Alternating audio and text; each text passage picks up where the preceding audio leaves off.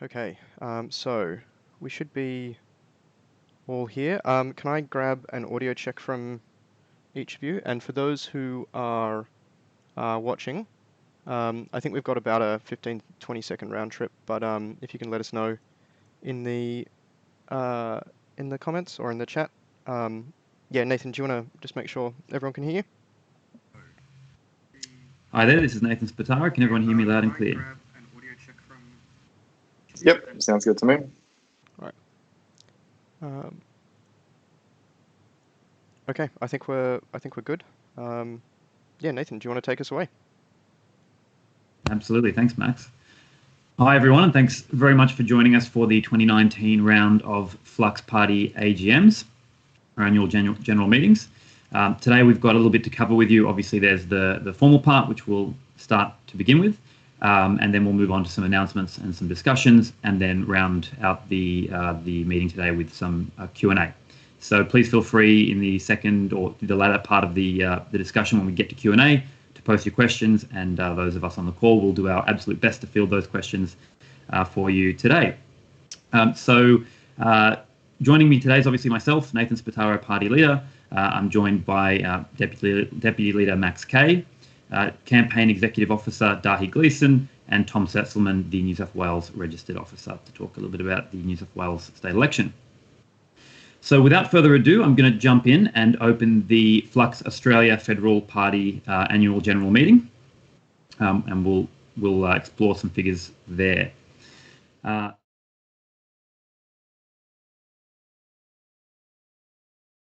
We're good to go, Max? Yeah, sweet.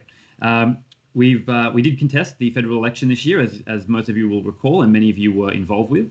The election was run on May the 18th of 2019.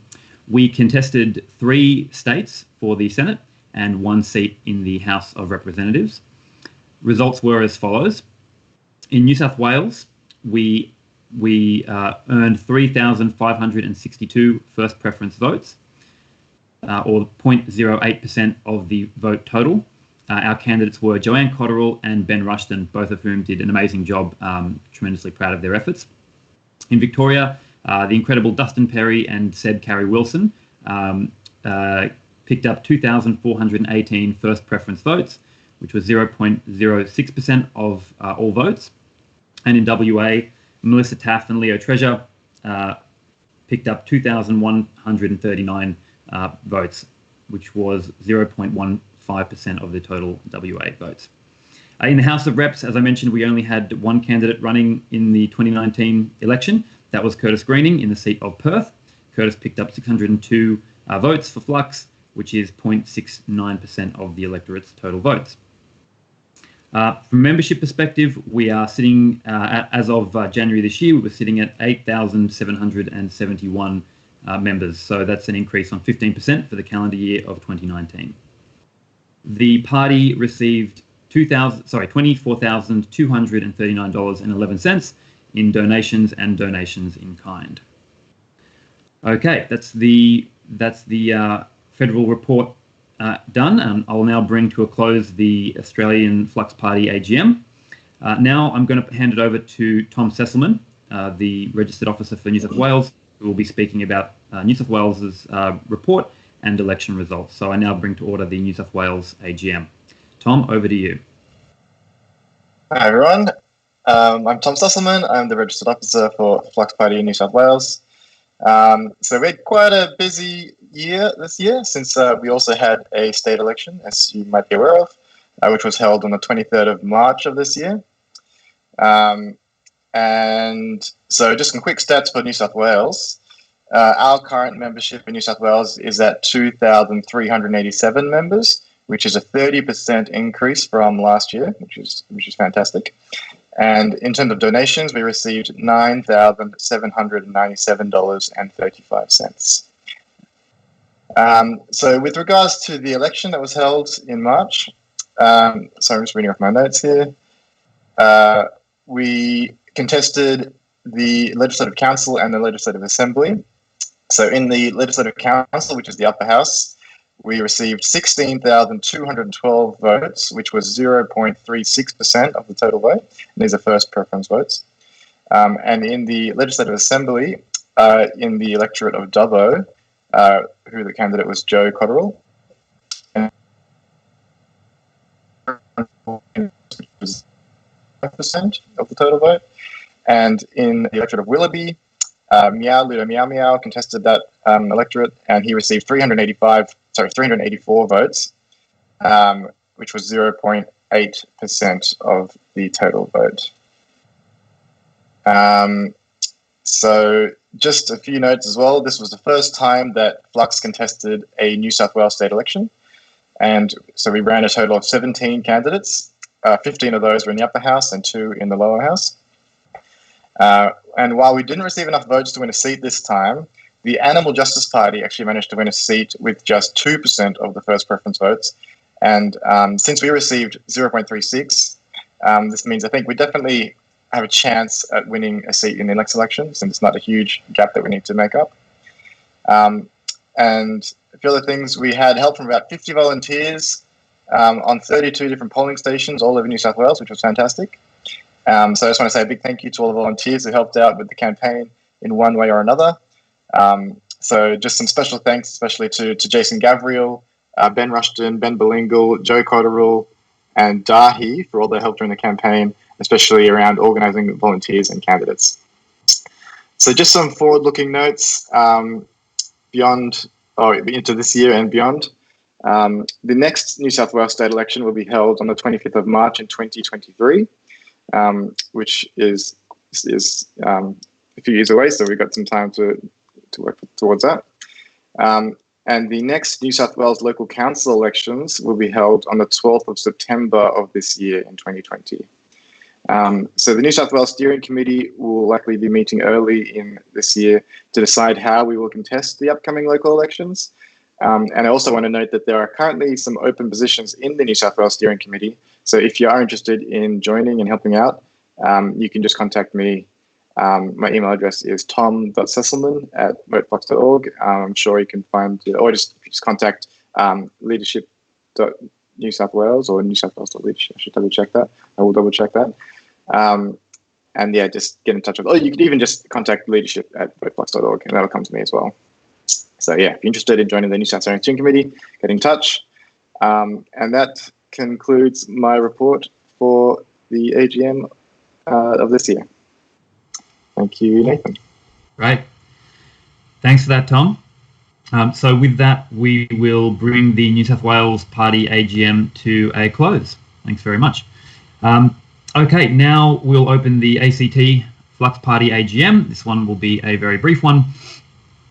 Membership this year increased, for the 2019 calendar year increased by 2%, up to 296 members. We didn't contest any elections in the ACT this year, so it's been a very quiet year for the ACT. And thanks very much to Bart Searle, who's currently the registered officer for the ACT party. Thank you, Bart. With that, we'll close the ACT AGM and open the Western Australian Flux Party AGM. Once again, no elections contested for the 2019 calendar year. The party did grow by 13% to 1,513 members. And most of the donations coming out of WA contributed to the federal party and the federal campaign this year. So no report there. Okay, and with that, we will close the WA Party AGM. That, ladies and gents, brings us to the end of the formal AGM component of our meeting here today. As usual, it's a pretty quick piece.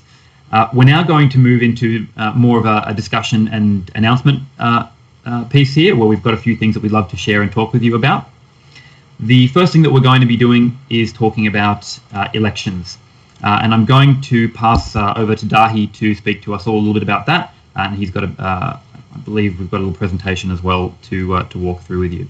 So thank you very much, folks, for being part of that first part, and we hope you enjoy the next bit. Dahi, over to you. Thanks, Nathan. Hi, everyone. Dahi here. I've been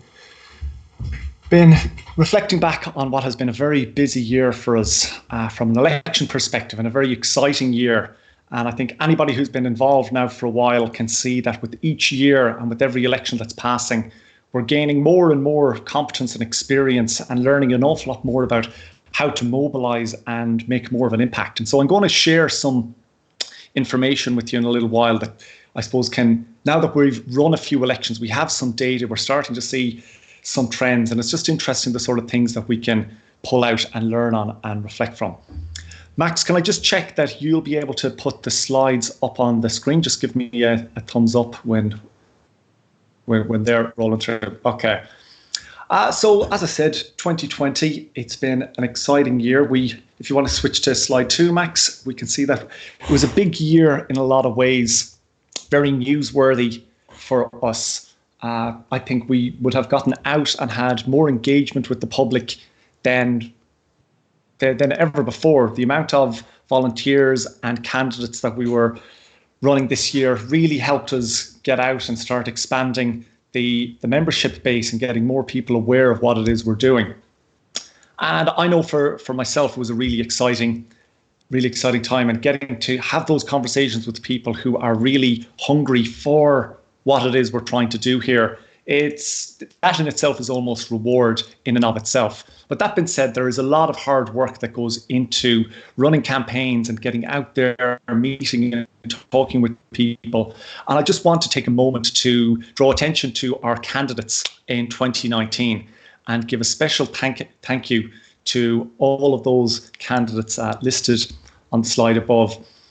As Nathan and Tom alluded to, these are our candidates at both federal level and New South Wales. And I won't go through and call out each person individually, but I'll just say that as a collective, I, on behalf of the organisation and the members for whom you are representing, I'm very grateful for the effort that you put in and the energy that our candidates bring to campaigns.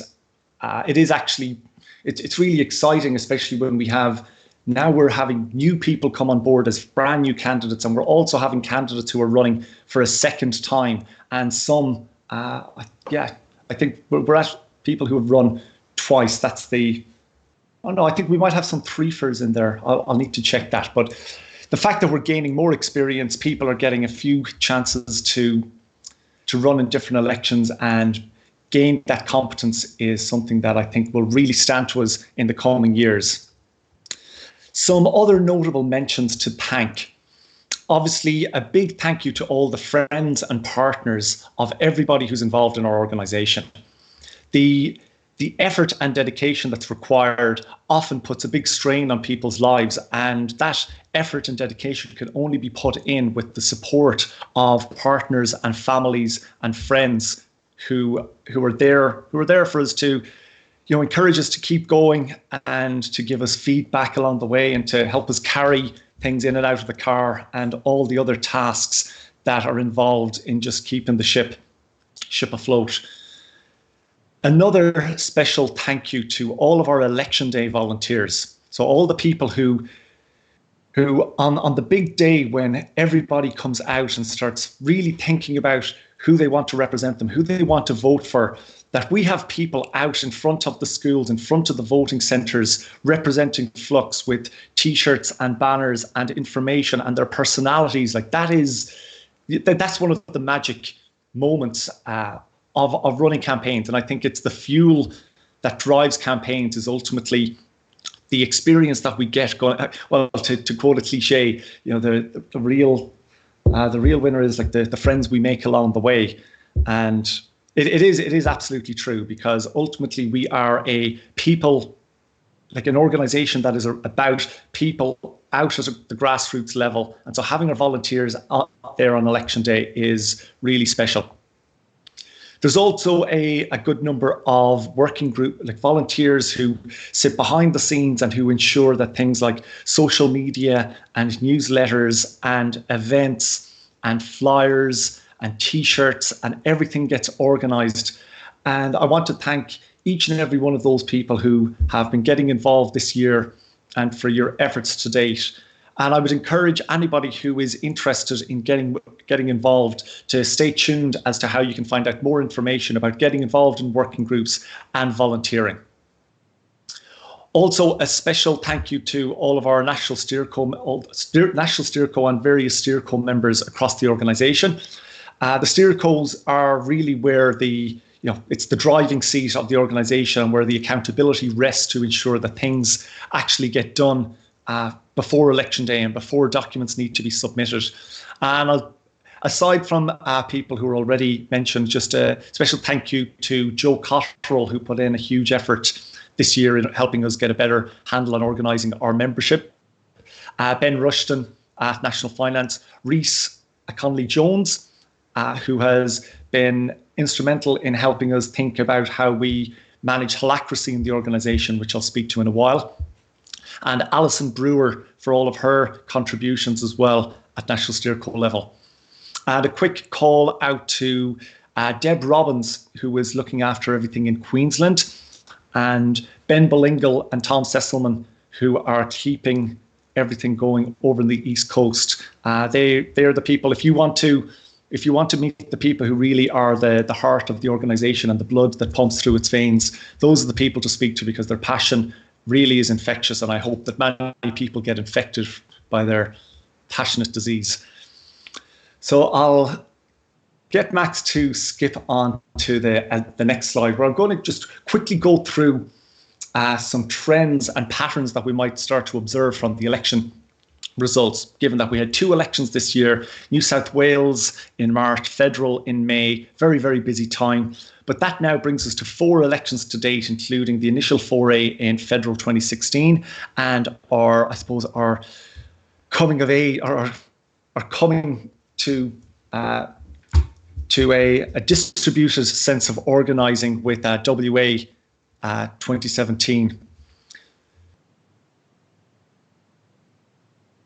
So if you want to switch to the numbers there, Nathan and Tom spoke to the numbers in relation to our results this year. And it's worth just paying a bit of attention to the numbers and seeing the dynamics that exist between state politics and federal politics, where at federal level, all of the excitement tends to be at federal level. However, just due to the fact that different electoral commissions run the voting for different elections, we tend to see a different demographic turnout. Even though the overall percentages in New South Wales state election and federal election are the same, there was a marked difference in the vote, the first preference vote that we received there. And I think that that's actually a trend that exists across all states, which is actually very encouraging for us, as we can see that whatever we get at a federal level can actually be multiplied and translated into a greater percentage of the vote at a targeted state level when we have the time and energy to focus on one specific state at a time. So go to the next slide. And all of these slides will be up online. They'll be in the description. I'll pop a link in the chat description in a moment, and they'll be in the comments below. And this just shows all of our election results to date. And I won't spend too much time on this particular slide. We'll go to some graphics afterwards, Max, if you want to switch to the next slide. And what this now shows us all of our elections since 2016, and the range of our vote ranging from 1%, just over 1% on the left-hand side of the axis, down to lower percentages on the bottom right-hand side of the axis. And there's a dynamic at play here where obviously the larger the electorate, the more difficult it is to get votes and to do outreach and engagement. So the lower our overall percentages, the smaller and more targeted the electorate and the election, the easier it is for us to double the order of magnitude of our ability of what we pull in first preference votes is ranging from magnitude of 2 to 10. Next slide, please.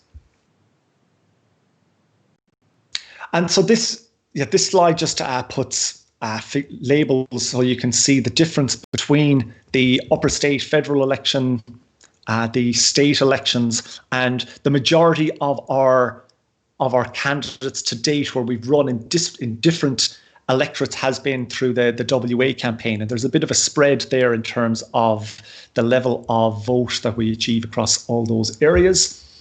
The next slide Another interesting dynamic, obviously, and this is that the more candidates you have on a ballot paper, the harder it is to get votes. And that's something for us to be thinking about, because we're always going to have to aim to be as strategic in our thinking as possible. And sometimes entering into crowded races in large electorates, while it might be an appealing task to undertake from a getting out there and spreading the word perspective, in terms of driving results, I think moving forward, we'll look to really try and see how we can be as targeted as possible, taking into account, as Tom mentioned, that in some jurisdictions and electorates, the target for actually getting elected is in the lower digit percentage figures. So by playing the percentages, that's going to be a way that we'll hopefully be able to increase our chances of success this year. Speaking of which, if we look at the timetable for elections, oh, sorry, there's one other previous slide there. I think, yeah, that's just in relation to the effect that position on the ballot paper has on the amount of votes, percentage vote that we get. In any areas where we have generally been high on the ballot paper, that's over towards the left-hand side, I believe, yes, over towards the right-hand side, and in the top right-hand corner, we see our highest performing percentage rate results to date.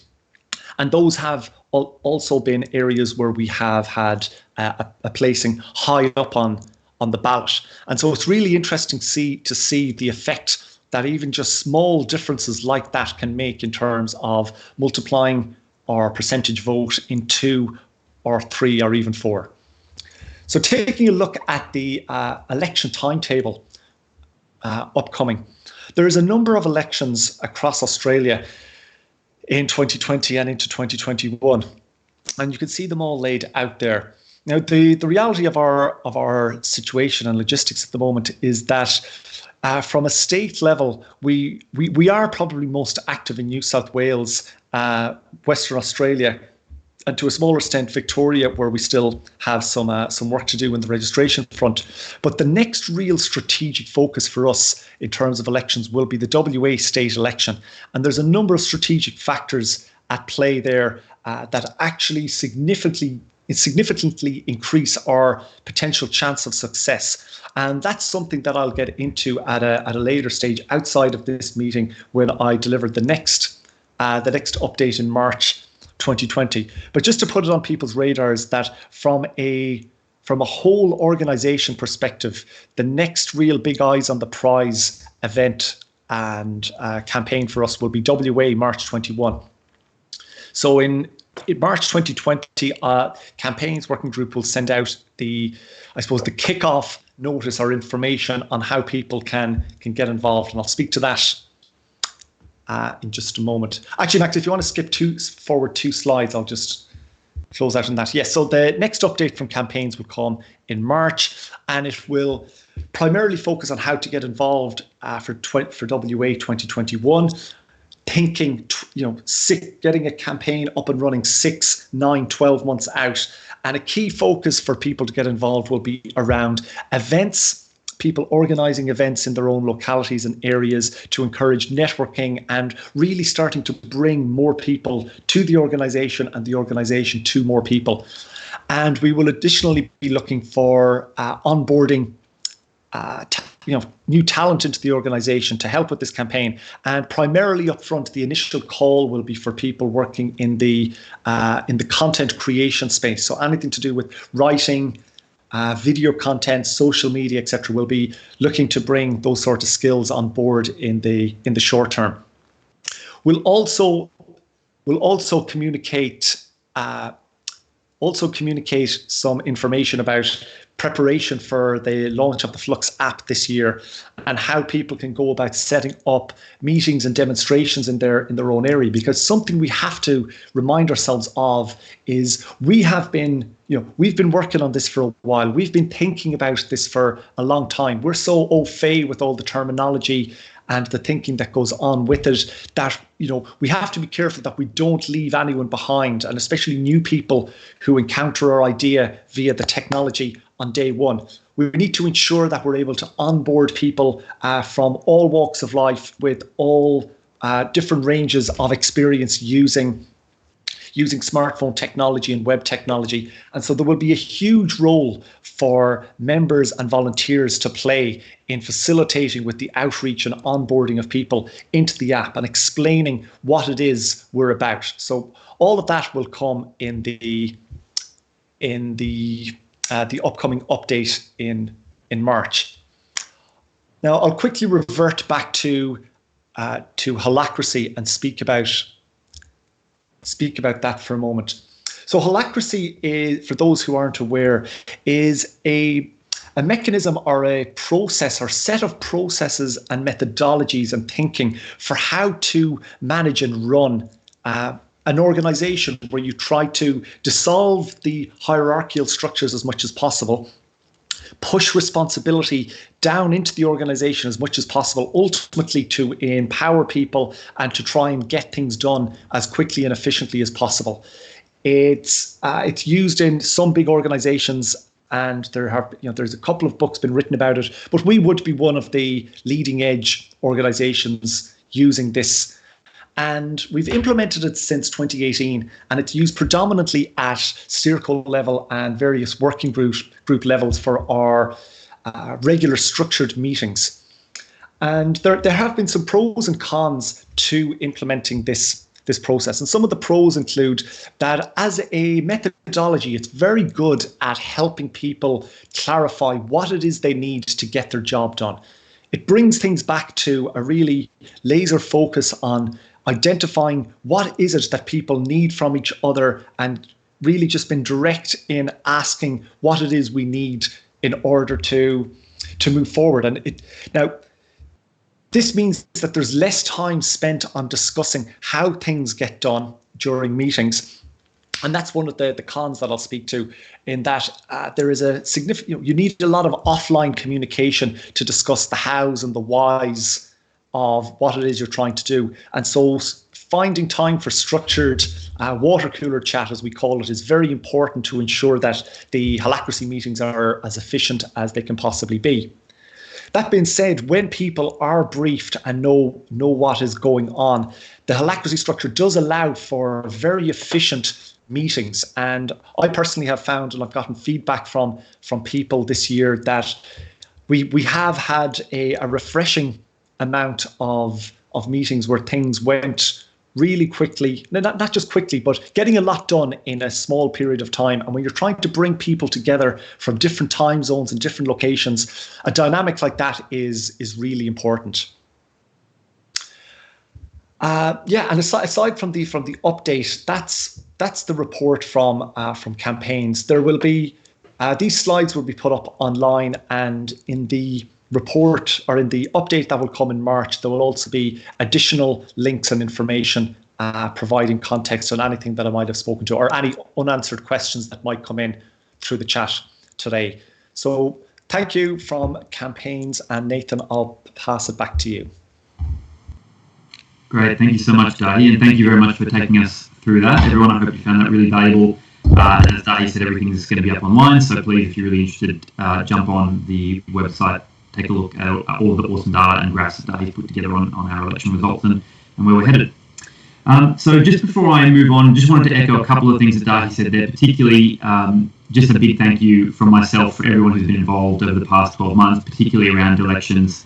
The effort has been amazing, and having been out on a lot of the polling booths during the federal New South Wales elections, the enthusiasm and excitement from new faces is just incredible. So I do think we're moving from strength to strength, and really looking forward for what we're going to do from the election front, preparing for WA. On the steering committee side, from myself, another big thanks, and Max, I think I speak for you as well, for everyone who served on the steering committee in 2019. Dahi called out all the names earlier. I want to make a very special mention for Joanne Cotterill. So any of you who were involved in volunteering would have gotten to know Jo, as she also took the role of leading our engagement working group. Jo's effort over the two elections was astronomical, and quite frankly, I don't think we could have really pulled it together without her amazing work. So Jo has stepped down from the steering committee for the time being, but she'll be sorely missed, and it was an absolute pleasure working with her. I also want to say a quick thank you to a chap by the name of Stefan Jenner, who most of you will not know. He's from an organisation called Telus Partners, and the holacracy process that we've been going through at steering committee level and down into the state and working group level was largely through his support. So Stefan does this professionally and helps organisations get on board with holacracy. And commercially, I might add, but was kind enough to do that pro bono for the Flux Party. So if any of you work in an organisation that's interested in sort of decentralised kinds of governance systems like holacracy, Stefan's a great guy, and please just flick through an email to myself or the leadership, and we'd be happy to link you up with him. Okay, so just on to unregistered states, quickly just to briefly make mention there. So obviously not every state or territory in the country has a registered Flux Party, and I might just mention a couple of those, or mention those here and just talk to where we're at with those states. So Queensland this year, we decided to deregister as a party. Big thank you to Deb Robbins, who'd been looking after the party up until that point. The reason we decided to deregister the party simply was that the fact that Queensland doesn't have an upper house.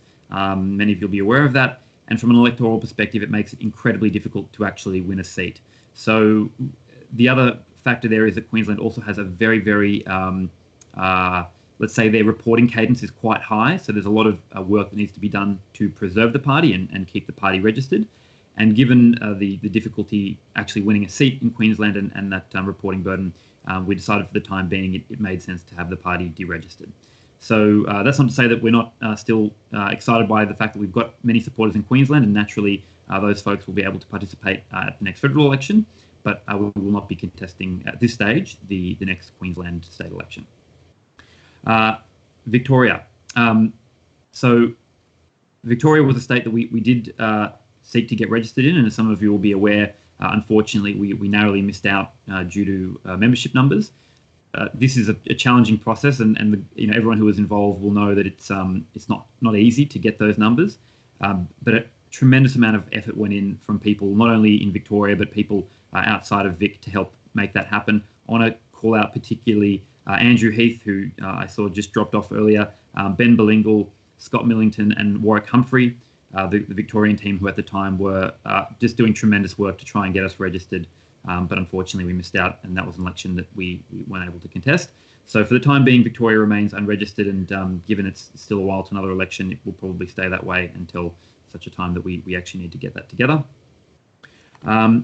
Tasmania and NT are two parties that we've not ever been registered in before. Not to say that we won't be in the future, but again, registering parties does come with a significant burden, both in the setup process as well as the maintenance. If you're in one of those in either Tasmania or in Northern Territory and you're really passionate about making that happen, please let us know. Naturally, the way that we do this best, or the way that we're able to make it happen, is with people on the ground. And today, we don't have a strong presence in either state, and that's sort of where why we don't have registered parties. Okay, so that covers off that piece there. Dahi, now you've spoken to the election calendar already, so I think unless you've got anything else to add on that piece, just off our sheet here, I might pass it over to Max to speak a little bit about the app and where we're at with that and our roadmap for 2020. Cool, thanks Nathan. Yeah, so currently the app has had, or in terms of the underlying software on the back end, that has had some improvements in the last few months of last year, which was good. Where the majority of the work left to do is mostly like user interface type stuff, integrating with our membership database, and I guess the things like making sure that everyone can only vote once, and that the onboarding process is secure and things like that. That is, while it doesn't sound like that much, is reasonably considerable in terms of releasing something that works well and reliably.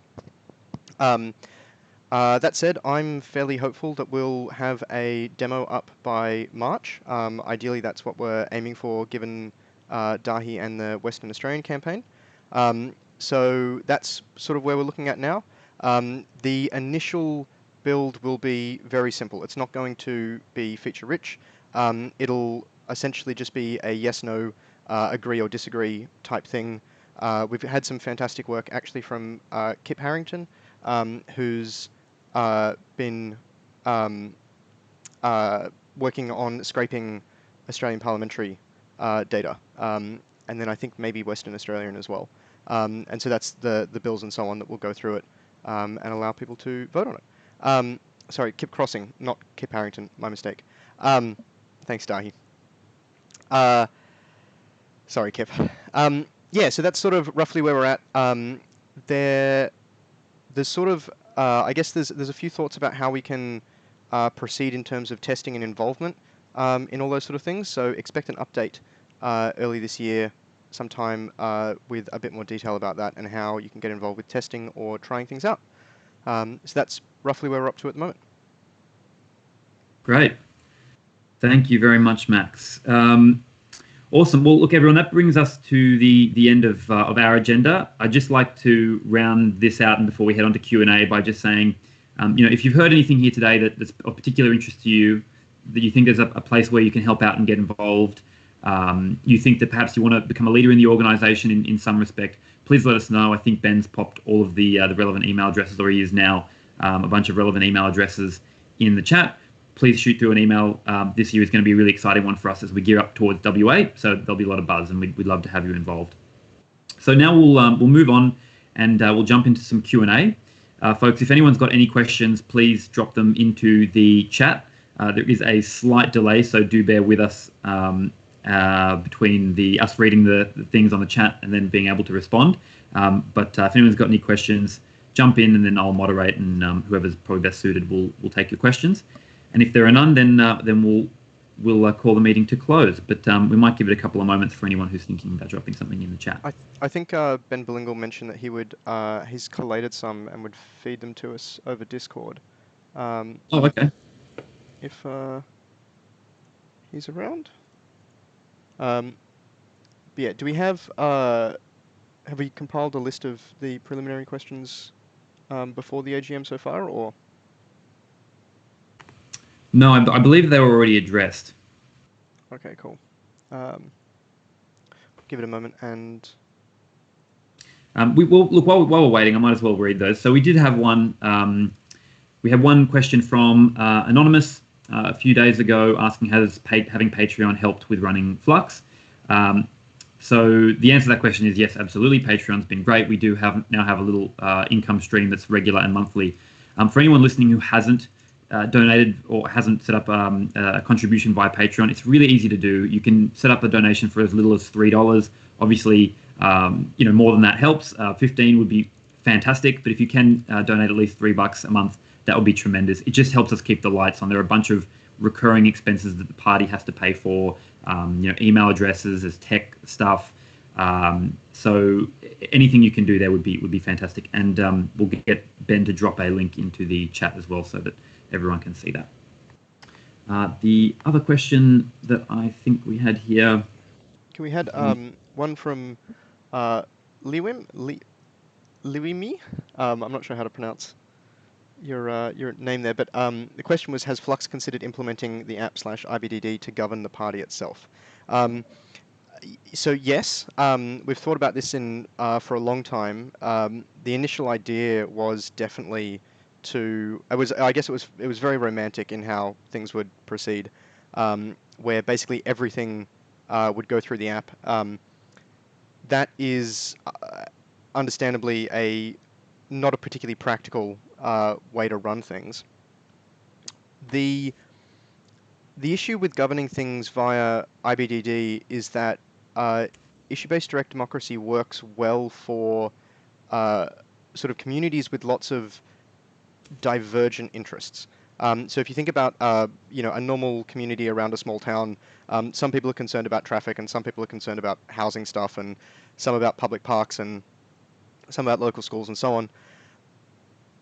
The way that IBDD works is by allowing people to specialize and have more of a focus on that area. If we sort of took a carte blanche approach to running the party like that, then it's quite foreseeable that we'd end up pulling in different directions. So in order to actually govern, like, Flux the movement via IBDD, we need to first have, I guess, a bit of a critical mass, enough to have multiple things that are not necessarily like operationally compatible with one another, but that we're large enough and have enough people working on these things that we don't step on each other's toes. An easy first way to think about this is international or state branches, things like that. There's a lot of like sharing of resources, but most of the operations are autonomous. There's also ways that we could branch the party out in the future to have this within one jurisdiction. But I think the main issue at this time is that we aren't really far enough along that journey to seriously embrace that currently. We do have there is the intent for the governance of Flux as both a party and a movement to evolve as time goes by. Holacracy has been one of those experiments. There'll be some coming changes over the next year or two as well regarding that. But it's the type of thing that if we jump in too early, then we might do some serious harm that we aren't able to undo. And so that would be sort of a bit of a shame. On the other side, if we get to a point where the app is somewhat functional and we can start, like for example, if people use it to express dissent or things, then it might be evident that we are big enough and that we need to do it sooner than we thought. So yeah, that's going to be very interesting, but it's also something that we need to be a bit careful about, particularly with the nature of election campaigns where one wrong move can really sidetrack you. So I guess that's my personal thoughts about it. But yeah, I know we have talked about it in the past. Does anyone have much else to add to that, by the way? Yeah, I think Miguel here has just asked, are we able to use the new application to make decisions? So same kind of question, or ask for members' opinions. I think like the second part there, Miguel, is probably something that's more likely to happen in the short term. So once the tools are functional, there will obviously be some times that we will want to draw decisions or input from membership, and that will be a very natural first use case. So I suspect that that's more likely to happen before we sort of run to an actual IBDD system, but we certainly could use it for internal surveys. I think the other thing that we've spoken about a lot, and for those of you who've been following us for a while, one of our goals is to sort of run a parliamentary mirror for what's happening actually legislatively in the meantime before we actually get elected, and this will sort of also serve as a bit of a media tool for us as well to get attention. So there are a few ways that we can actually use the app ahead of us, winding up in a seat, hopefully in 2021. Alrighty. Is anyone researching political parties using similar applications around the world? Thanks for the question, Miguel. So far, actually, we sort of seem to be in many ways the tip of the spear.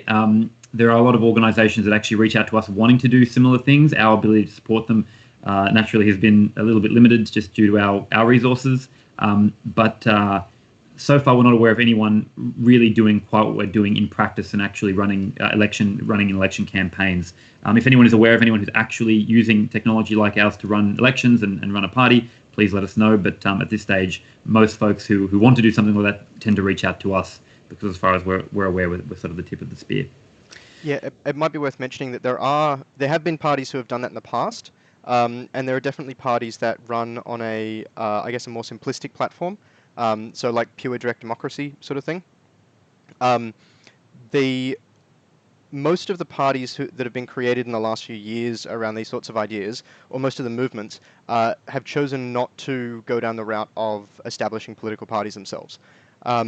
I think one of the big things for us, and the reason that we did it, is that Australia has a fairly unique political climate, particularly in the way that minor parties interact with the electoral system, whereas in a lot of other countries, they don't have that luxury. So, for example, in the United States, I don't even know if it's possible to really to get anything done at a local level, but at a state or federal level, it's massively polarized, and it'd be near impossible for a new party to take any seats there without massive impetus. Even somewhere like New Zealand, except under edge cases, you're not able to win seats in their federal parliament or in the mixed member proportional part with less than 5% of the popular vote. And so even then, you've got a really big, a hurdle to climb before you can even really get started. So I think that's why a lot of people aren't or are deciding not to do this.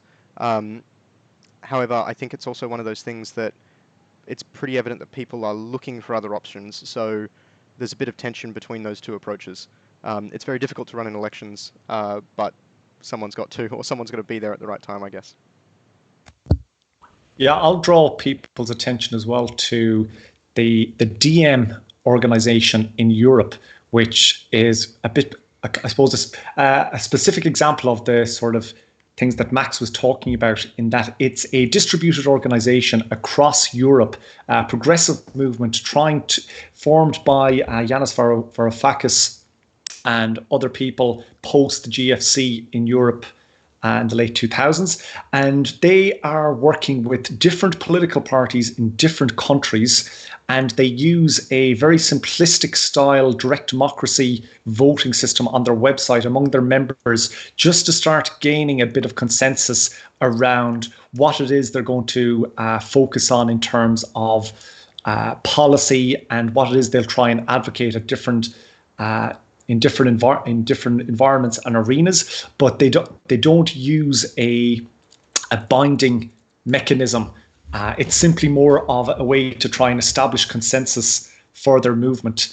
And there's some people in Australia, I believe, as well, who would be aligned with that movement and work with them work to mobilise the European migrant community here in Australia in participating in that. So they are another distributed organisation who are doing some similar things, but at the same time in a very different way, in that they are more of a collective of political parties rather than their own distinct political entity in various countries.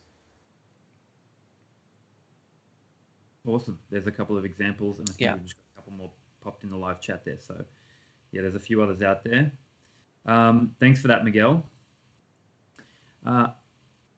Folks, has anyone else got anything else? I think that's it. The other questions that were in the thread were already addressed during the discussion. So, here we go. Can you explain how political energy degrades over time? Perhaps this is a little too technical a question. If this question isn't appropriate now, we can learn answers. Where can we learn answers to such questions? That certainly is. It's very IBDD theory specific. So, I mean, we do have a bit of time. We might actually leave that. Sorry, but we'll get back to you. If you want to pop your email in, we can maybe follow up and explain a little bit about that. In terms of where documentation is written on that, Max, the shortest possible link to something we've got on that, or are we still... So there is, I think it's voteflux.org/reading-list. So that has some things and some resources that we've written over time. I'm not sure if there's anything particularly dealing with that question. This has been we've been meaning to add more to this over time. I haven't actually updated the list in a while. But that's maybe a place to go to start. It's not exactly what you're asking about, but might be close enough to get started. I guess as well, the question feels like a little bit vague in terms of there's a lot of reasons for individuals' political energy decreasing over time. So I'm not sure whether you're asking about that or sort of society. I think it's referring to political capital, isn't it? Yeah, that's correct. Okay. I think I'm sorry, just to interject here, guys. I think for this, we'll probably do a more technical sort of discussion session in March, when we make some announcements, and particularly when hopefully we're looking to release a first version of the app. So perhaps stay tuned to your email, and we'll make some time for, I guess, more IBDD focused discussion. The white paper, so Dustin just mentions, doesn't the white paper touch on it broadly? It does. So for those who aren't familiar with that, so just on our homepage, the third or fourth section down is our philosophy white paper, which is reasonably short in the scheme of things. It's about 10 pages. But it does sort of mention the idea of how political energy within IBDD changes over time, and why there are incentives to do so. I guess the main thing, in terms of a reason for it happening at all, that's to do with the distribution of political power and moving back to a median such that it's more difficult for people to, for example, like save a lot of political energy over time and expend it all at once. That is, if there was no relative decrease in the usefulness of political energy over time, then it would mean that that would be a very difficult strategy to combat in some circumstances. Whereas if there is a sort of a depreciation, then it means that people are incentivized to act more like in the nearer future,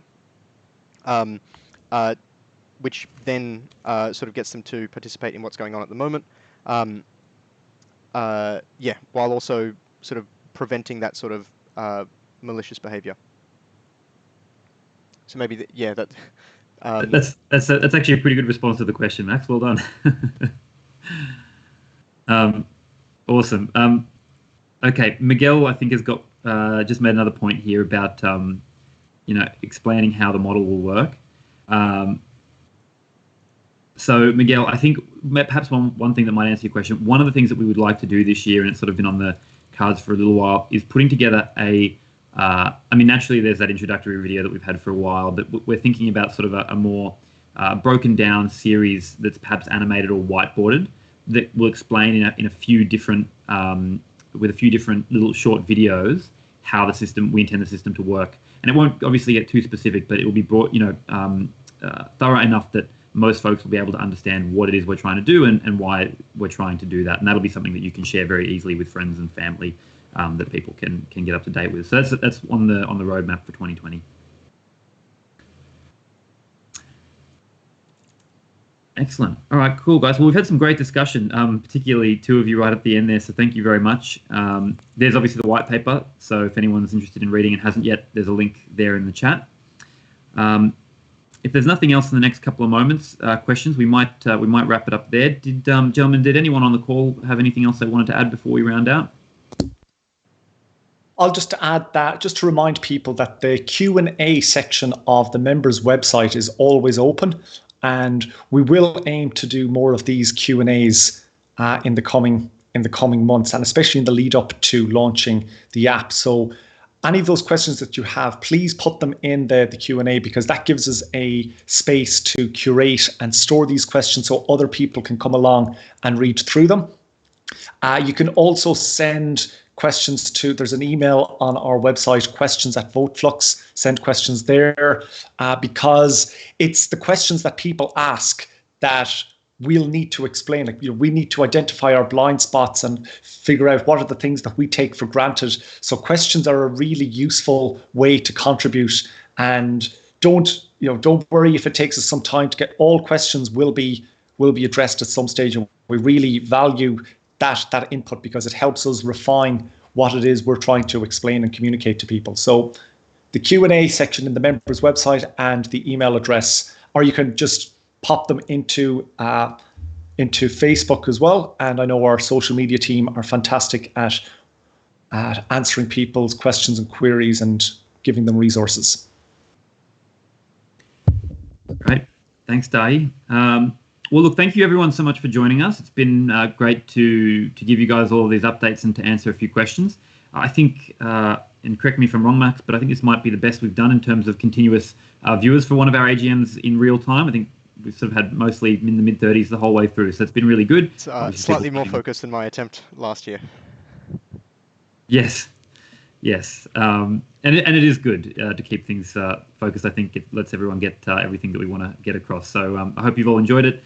And naturally, guys, if you've got any questions, Dahi's just given you everything there. There's been a bunch of resources that we've made available.